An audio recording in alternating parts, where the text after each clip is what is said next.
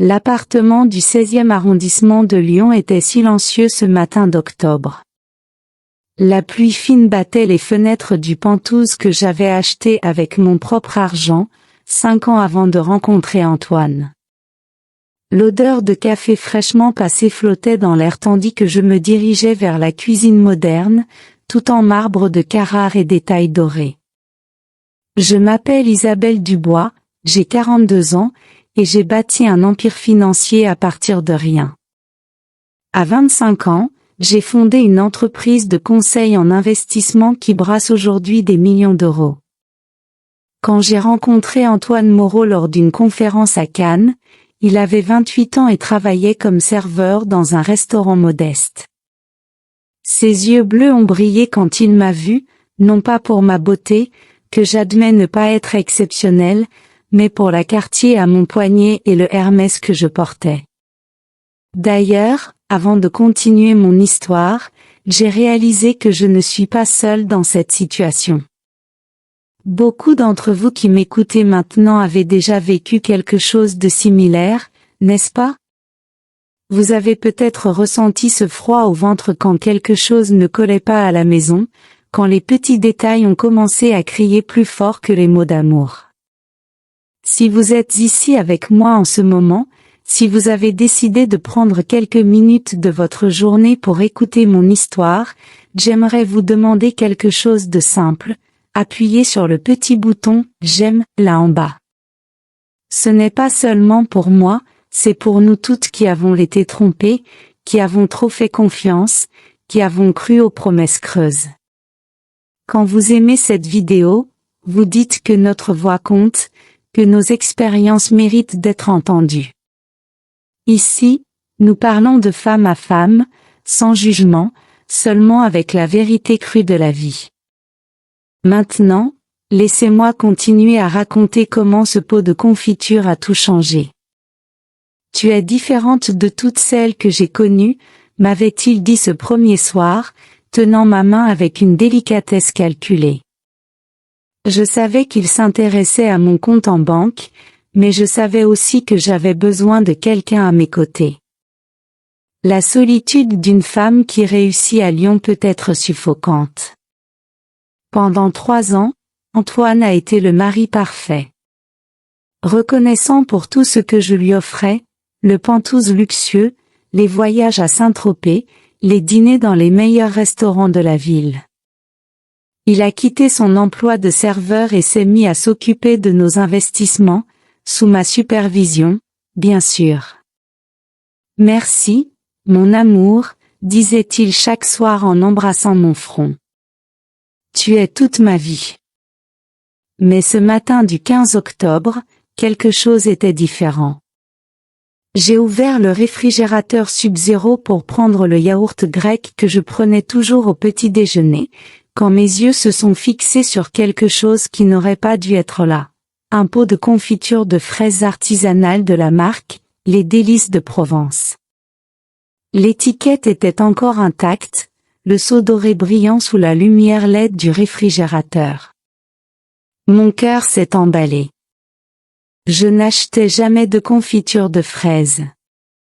En fait, j'évitais tout ce qui contenait des fraises depuis l'enfance, quand j'avais développé une allergie légère qui me donnait de l'urticaire. Antoine le savait parfaitement bien. Plus que ça, il disait toujours détester les fraises. C'est trop sucré pour moi, se plaignait-il quand nous passions devant le rayon des sucreries au Monoprix. J'ai pris le pot d'une main tremblante. La date de péremption montrait qu'il avait été acheté il y a seulement 2 jours. Mardi. Le jour où Antoine avait dit qu'il avait passé l'après-midi au bureau à organiser nos documents financiers. J'ai posé le pot sur le plan de travail en marbre et je suis restée là, n'entendant que le bruit de la pluie et de la machine à café encore allumée. L'appartement de 180 mètres carrés ne m'avait jamais paru si grand et vide. Les œuvres d'art au mur, un Monet original que j'avais acheté lors d'une vente aux enchères à Paris, semblait m'observer avec pitié. J'ai entendu la clé tourner dans la serrure. Antoine revenait de son jogging matinal au parc de la Tête d'Or, comme il le faisait tous les jours. Rapidement, j'ai remis le pot dans le réfrigérateur et j'ai fait semblant de préparer le petit déjeuner. « Bonjour, ma chérie », a-t-il dit en embrassant ma joue. Ses cheveux blonds étaient humides de sueur, et il portait le survêtement Adidas que je lui avais acheté le mois précédent. « Comment ça va ? » « Ça va bien », ai-je répondu, observant chaque micro-expression sur son visage. « Comment s'est passé le jogging ? » « Parfait. Le parc était magnifique aujourd'hui, malgré cette pluie embêtante. » Il s'est dirigé vers la douche, sifflotant un air que je ne reconnaissais pas. J'ai attendu qu'il entre dans la salle de bain et je suis rapidement retourné au réfrigérateur. Le pot était toujours là, comme une preuve silencieuse. Je l'ai photographié avec mon téléphone, incluant la date de péremption et la marque. Puis, j'ai vérifié nos comptes bancaires sur l'application. Aucun achat enregistré chez Les Délices de Provence, ou dans un lieu qui vendait cette marque spécifique. Pendant le petit déjeuner, j'ai observé Antoine manger ses croissants au beurre, comme il le faisait toujours. Il a commenté le temps, une nouvelle qu'il avait vue dans le Figaro, nos plans pour le week-end. Tout absolument normal, sauf que maintenant je savais qu'il mentait. « Antoine », ai-je dit avec désinvolture, étalant du beurre sur mon propre croissant, « tu n'as pas pris de confiture aujourd'hui ?» Il a levé les yeux de son journal. « De la confiture ? Tu sais que je n'aime pas la confiture au petit déjeuner. Trop sucré. » Ah, c'est vrai. J'avais oublié. J'ai souri, mais à l'intérieur, quelque chose s'était définitivement brisé. Cet après-midi-là, pendant qu'Antoine sortait pour ses réunions de travail, j'ai décidé de suivre mon intuition. J'ai appelé mon assistante, Marie, et je lui ai demandé d'annuler tous mes rendez-vous.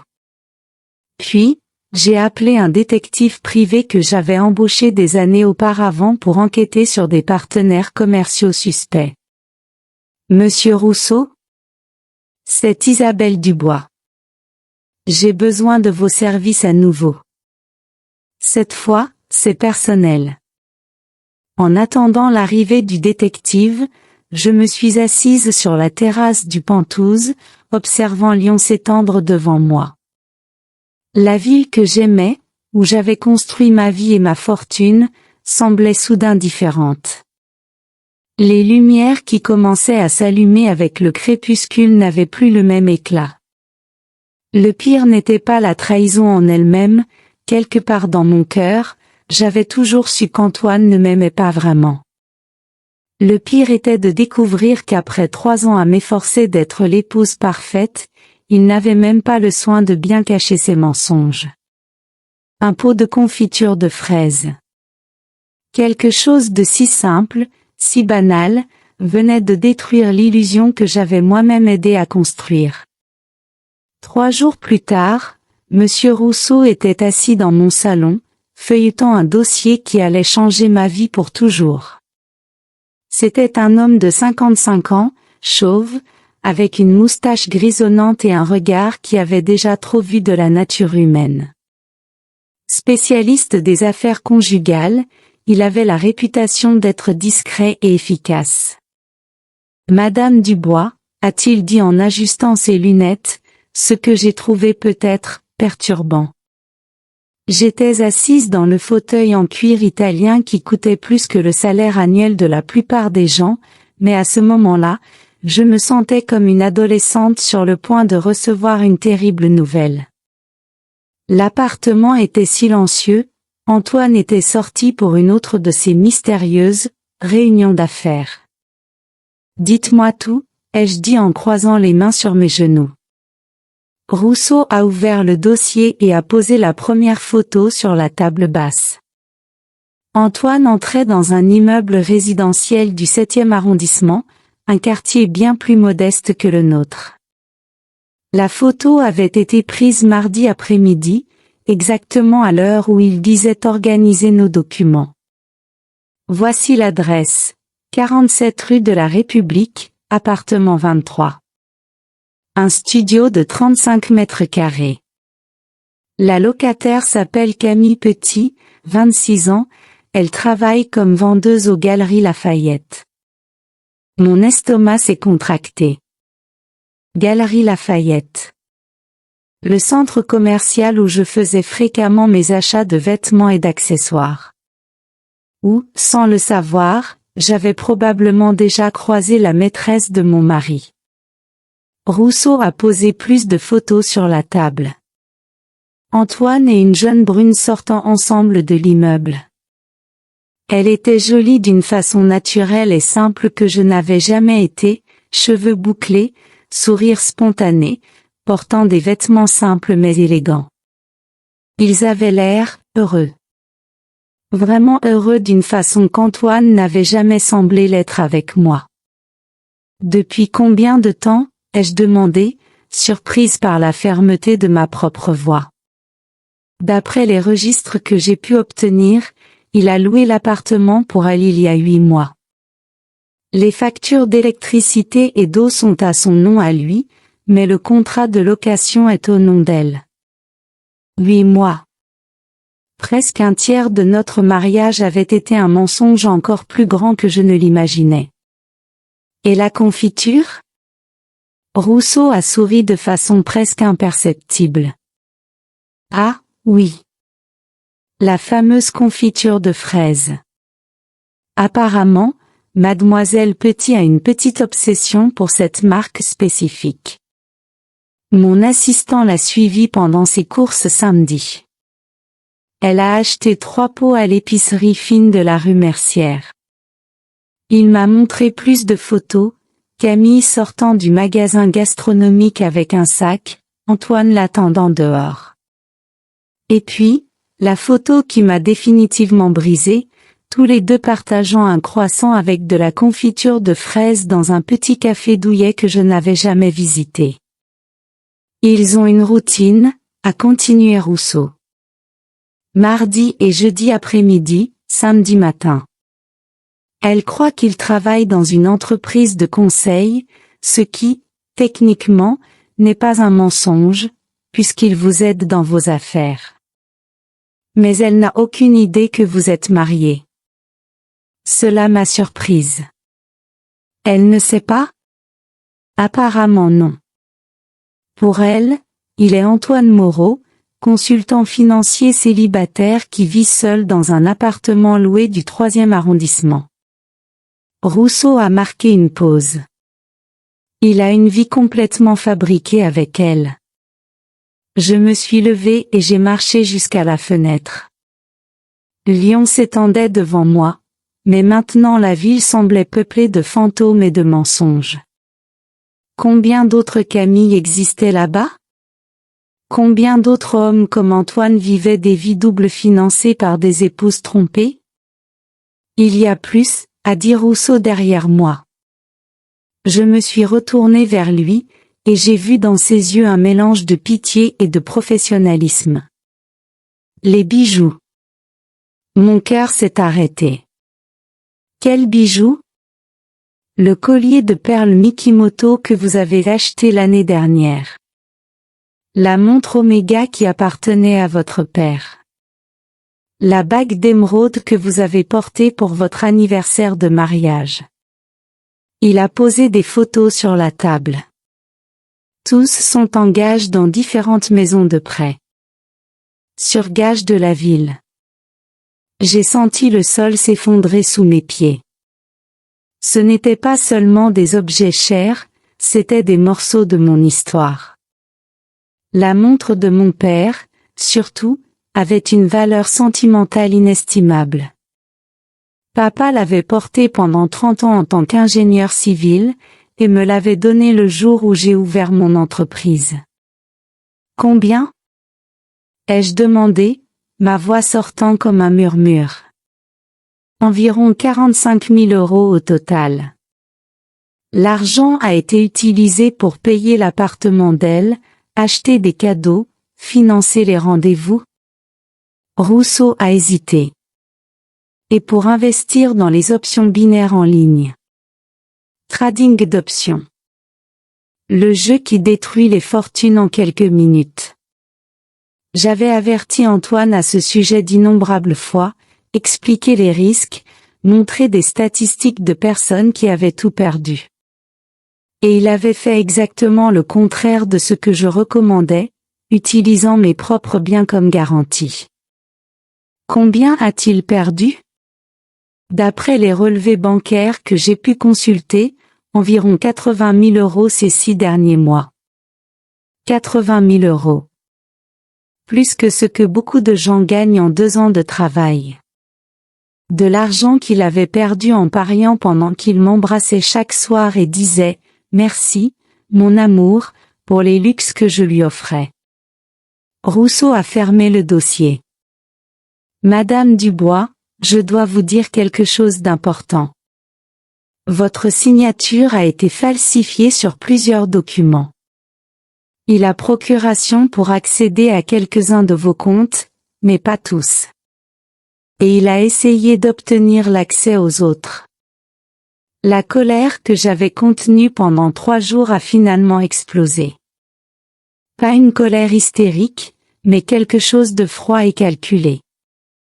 Antoine n'était pas seulement un mari infidèle, c'était un criminel qui me volait systématiquement. Merci, Monsieur Rousseau.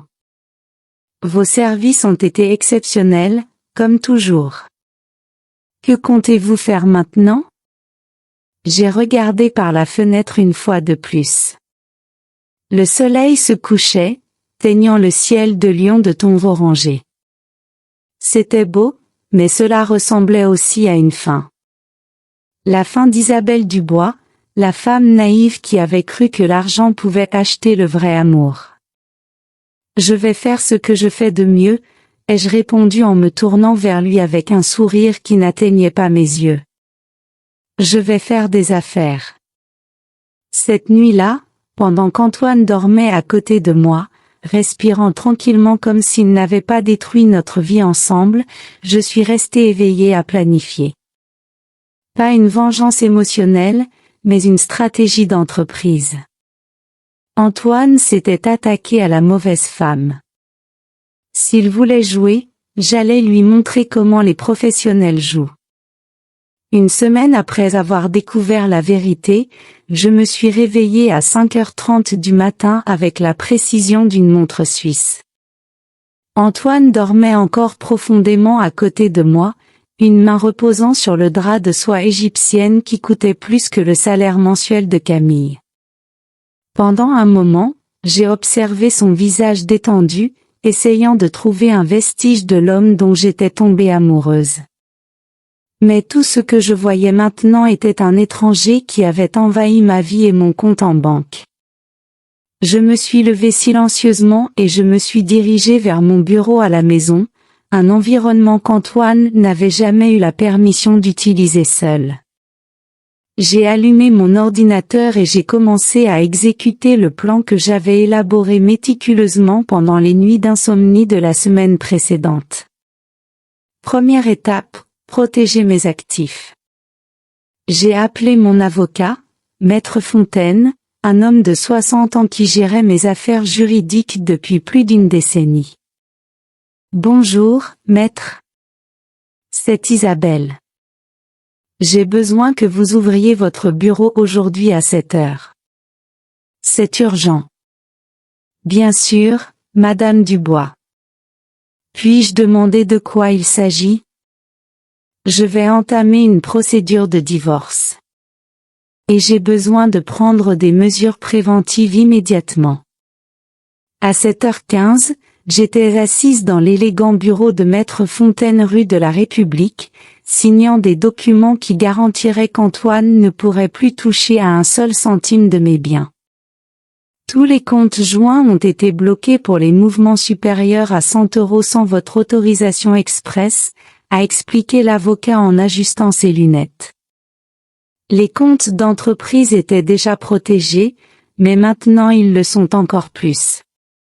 Et j'ai obtenu une ordonnance judiciaire pour geler les actifs qu'il a mis en gage illégalement. Et l'appartement avec elle? Le contrat de location sera annulé pour défaut de paiement dans 30 jours, à moins qu'il ne paie de sa poche, ce que, d'après les documents financiers, nous savons qu'il ne peut pas faire. Deuxième étape, confronter l'autre. À 14 heures, j'étais debout devant les Galeries Lafayette, observant Camille à travers la vitrine. Elle travaillait au rayon parfumerie, aidant une cliente âgée à choisir un parfum. Ses mouvements étaient gracieux, son sourire authentique. Dans d'autres circonstances, j'aurais probablement aimé sa compagnie.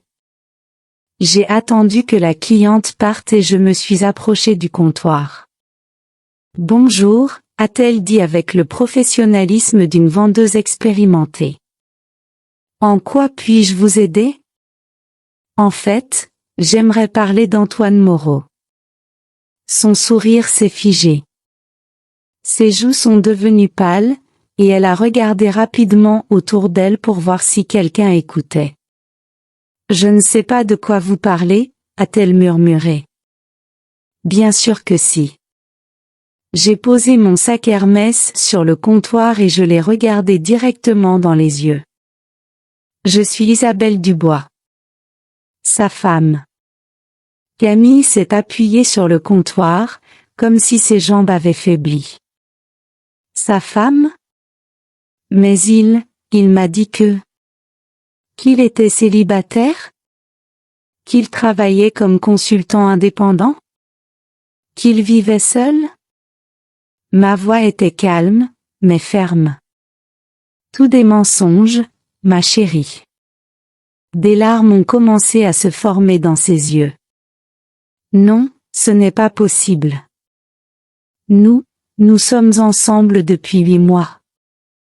Il m'a dit qu'il m'aimait. Qu'il voulait construire une vie avec moi. Pendant un moment, j'ai eu pitié d'elle. Camille était autant une victime que moi, peut-être même plus, parce qu'elle était plus jeune et innocente. Il a dit ça vraiment, ai-je acquiescé. Mais pendant qu'il vous disait ça, il dormait dans mon lit chaque nuit et dépensait mon argent pour entretenir votre relation. Je lui ai montré quelques photos que Rousseau avait prises, Antoine portant une montre qu'elle reconnaîtrait certainement, entrant dans notre pentouse, signant des documents dans mon bureau. Mon Dieu, a-t-elle chuchoté en se couvrant la bouche des mains. Je ne savais pas. Je jure devant Dieu que je ne savais pas, je vous crois, ai-je dit sincèrement. Mais maintenant vous savez. La question est, qu'allez-vous faire de cette information? Camille a essuyé ses larmes avec le dos de sa main. Je ne peux plus le voir. Je ne peux pas être ça. Je ne suis pas une briseuse de ménage. Exactement. Vous valez mieux que ça. J'ai écrit mon numéro sur une carte. S'il essaie de vous chercher, appelez-moi. Et Camille, vous méritez quelqu'un qui soit honnête avec vous dès le premier jour. Je suis sortie du magasin en me sentant étrangement soulagée. Confronter Camille avait été plus facile que je ne l'avais imaginé. Maintenant venait la partie difficile, confronter Antoine. Troisième étape, la révélation. Je suis arrivée à la maison à 18 heures, comme je le faisais tous les jours. Antoine était dans la cuisine, préparant son plat favori, coq au vin, utilisant les ingrédients chers que j'achetais au marché gastronomique. « Bonsoir, ma chérie », a-t-il dit en embrassant ma joue comme si rien n'avait changé. « Comment s'est passée ta journée ? » « Intéressante », ai-je répondu en me servant un verre du Bordeaux qu'il avait ouvert. « J'ai rencontré une nouvelle personne aujourd'hui. Camille Petit. » La cuillère qu'Antoine tenait est tombée par terre avec un bruit métallique qui a résonné dans la cuisine. Son visage a perdu toute couleur. Je ne sais pas qui c'est, a-t-il bégayé. Ah, non. Comme c'est étrange. Parce qu'elle vous connaît très bien. En fait, elle m'a raconté des choses fascinantes sur vous deux. Je me suis assise à la table à manger et je l'ai observée essayer de retrouver sa contenance. Isabelle, je peux expliquer. Pas besoin. Je sais déjà tout. J'ai posé le dossier de Rousseau sur la table. L'appartement du 7e arrondissement. Les bijoux mis en gage. Les 80 000 € perdus au trading. Les signatures falsifiées. Antoine s'est appuyé sur le plan de travail de la cuisine, exactement comme Camille l'avait fait quelques heures plus tôt. S'il te plaît, a-t-il chuchoté. C'était une erreur. Je suis tombé amoureux d'elle, mais ça ne veut pas dire que je ne t'aime pas aussi. Tu ne m'aimes pas aussi? J'ai ri, mais c'était un son sans humour. Antoine, tu ne m'as jamais aimé. Tu as aimé mon compte en banque. Tu as aimé le style de vie que je t'offrais. Tu as aimé avoir une épouse riche et une maîtresse jeune, toutes les deux entretenues par mon argent. Il s'est approché de la table, les mains tremblantes. Je peux arranger ça.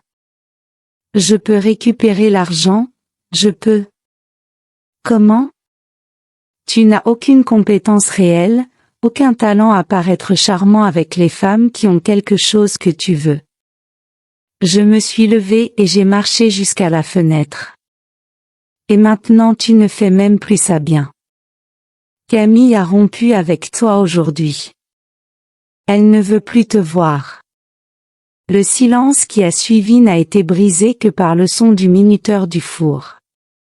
Le coq au vin était prêt, une ironie amère, considérant que notre vie ensemble était complètement brûlée. Qu'est-ce que tu veux? A-t-il finalement demandé. Je me suis tournée vers lui, et à ce moment-là j'ai su exactement qui j'étais. Pas l'épouse trahie, pas la victime. J'étais Isabelle Dubois, une femme qui avait bâti un empire financier et qui ne serait pas détruite par un homme petit et cupide. Je veux que tu sortes de ma maison maintenant. Demain matin, mon avocat déposera la demande de divorce. Tu ne recevras pas un centime de mes biens, et tu devras encore payer pour les dommages que tu as causés. Et si je refuse? J'ai souri pour la première fois depuis des jours. Alors tu connaîtras le côté d'Isabelle Dubois que mes concurrents en affaires connaissent. Et crois-moi, Antoine, tu ne veux pas ça. Cette nuit-là, pendant que j'entendais Antoine faire ses valises dans la chambre d'Accent Grave Côté, j'ai ressenti quelque chose que je n'avais pas éprouvé depuis des années, la sensation d'avoir le contrôle total de ma propre vie. La guerre avait commencé. Et je savais déjà qui allait gagner. Le réveil a sonné à 6 heures du matin, comme toujours. Mais cette fois, il n'a pas été suivi par le bruit familier d'Antoine se levant pour son jogging matinal. L'appartement était silencieux, rempli seulement par les bruits distants de lions qui se réveillaient dehors. Je me suis levée du lit king size que j'occupais maintenant seule et j'ai marché jusqu'à la fenêtre de la chambre. La vue de la ville s'étendait devant moi, baignée par la lumière dorée d'avril. 6 mois s'étaient écoulés depuis qu'Antoine était sorti de ma vie, et je commençais enfin à reconnaître la femme dans le miroir à nouveau. Pendant ces semaines, j'avais complètement redessiné ma routine. Je me réveillais plus tôt, je faisais du yoga sur la terrasse du Penthouse, je prenais mon petit déjeuner en lisant le Figaro au lieu de feindre l'intérêt pour les conversations superficielles d'Antoine. C'était une solitude qui ne faisait plus mal, c'était une compagnie que j'avais appris à apprécier. Mon téléphone a vibré. Un message de Marie, mon assistante, qui arrivait toujours au bureau avant moi. Bonjour, Madame Dubois. La procédure judiciaire a été finalisée hier soir. Tous les documents sont sur votre bureau. Et vous avez une réunion à 9 heures avec les investisseurs japonais. J'ai souri en lisant. Mon entreprise avait grandi de 30% pendant les mois du divorce.